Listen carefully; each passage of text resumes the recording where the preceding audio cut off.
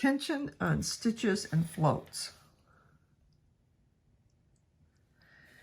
As I'm knitting along here, I make sure that all of my stitches are spread widely apart. Never let them bunch up like that. I keep them spread out, and now that it's time to do, after these 5 stitches, one in amber, I'm going to turn my hand a little this way and stretch that amber yarn just as far as I can to make sure that it's a nice length along the back of my buttermilk stitches. See, and when I stretch the buttermilk stitches out, it's just the right length. All right, so there's an amber, buttermilk, and amber. Again, when I'm going to do this pattern color, I kind of twist it this way. So now I need 5 more buttermilks.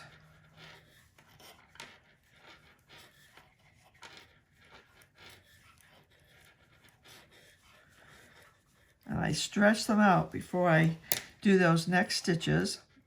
Get 3 amber stitches here.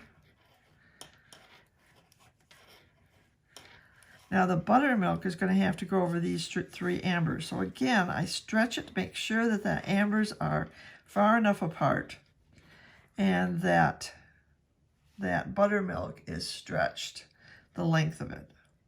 And by stretched, I don't mean I'm pulling it, I mean that it's long enough to go that far. In the meantime, I'm also paying attention to the tension on my stitches. That means that I'm keeping some tension here on this finger so that my stitches are the size of the barrel of my needle.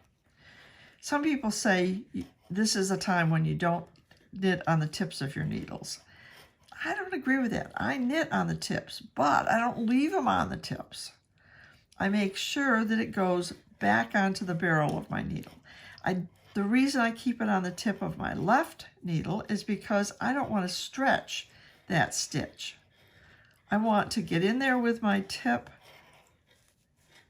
slide those stitches back. You see how I did that automatically? This hand automatically goes there. So I don't want to stretch this stitch on my left needle. That's why I work on the tips. But make sure that before I snug this down, my stitch that I've just made is back there on the barrel of my needle. That determines the size of the stitches. The way that I stretch out my stitches, I need one more here, determines the tension on my floats. See that? I just stretch it right back there, do the next buttercup one, turn my hand left here to do the next amber one. Oh, wait, excuse me, that should have been 3 ambers in a row.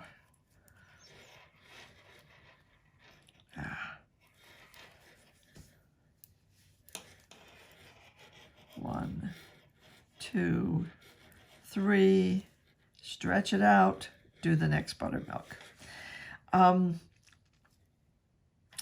When you look at the floats on the back, they should look nice and snug, but when your stitches, if they're pushed up together, you see that?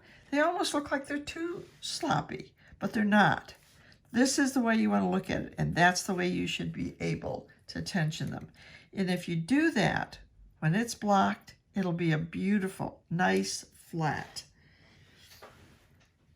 backing, like this. Those stitches are those floats are just the right size.